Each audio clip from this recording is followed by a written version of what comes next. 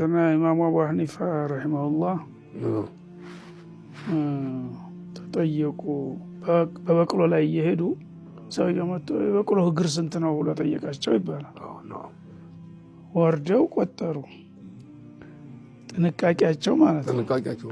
ምናልባት አብቅላ ከሆነ ተጨማሪ ምን ይታወቃል? በተለምዶ ዝም ብሎ 4 መሆኑን ያውቃሉ።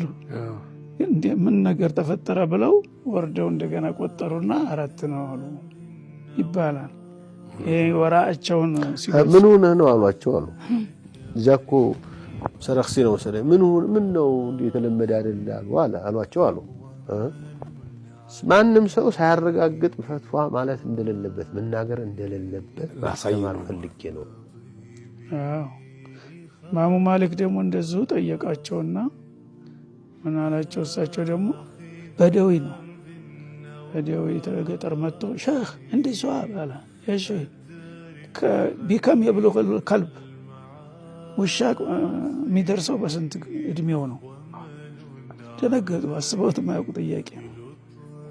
ኢንሻአላህ ቡክራ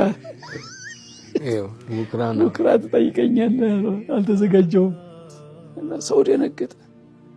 እዛ አንድ ሽማግሌ ያለው ከተማ ዳር መዲና እኮ ነው ከተማው ዳር ውሻ ቡችን ላይ ያረባ የሚሸጥ እሱ ኸቢር ነው። እንግዲህ ሄዱና ማታ ጠየቁታል። ያ ሼህ ይከሚው ለከልከል በስተታሽወር አላቸው።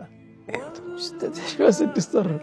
ከዛ በነጋታው እንደው ደረሶቹ ሲጨነቁ አድረዋል። አሁን ከየት ኪታብ ሊያመጡት ነው? ይሄን አላቅም ብለው እንዳይገላገሉ ምን ሰውዬ ነገ ብለው ነገስ ምን ሊመጣ እያሉ ያስባሉ። እሳቸው ግን ተዘጋጅተዋል። እዛ በነጋታው ሲመጣ ሰውዬው እየጠበቀ ነው። ስራዬ ብሎ አይነሳ ይላሉ። አነዛ እኔ እዚህ ያለ ምንድን ነው በስተታ አሽወር አሉት። ሸካ የታገኘሁት አለ። እዚህ ደግሞ ሙሪዱ ተቁርአን አገኘሁት አሉ። ተቁርአን አገኘሁት ፈሳሉ አህለ ዚክሪ ኢን ኩንቱም ላ ተዕለሙን አመለከተኝ ማንን እንደምጠይቅና ያ ደግሞ ሽማግሌው ኸቢሩ ጋር ሂጄ ጠየኩኝ። ቁርአን የመራኛሉ። ለዚህ ነው ፈተዋው ላይ ጥንቃቄ ያስፈልጋል።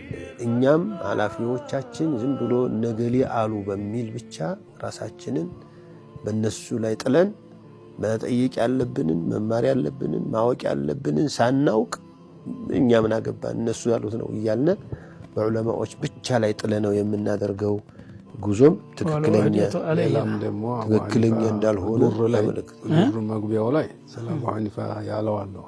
ዱር ኢብኑ አቢዲን ታላይ ሲሄዱ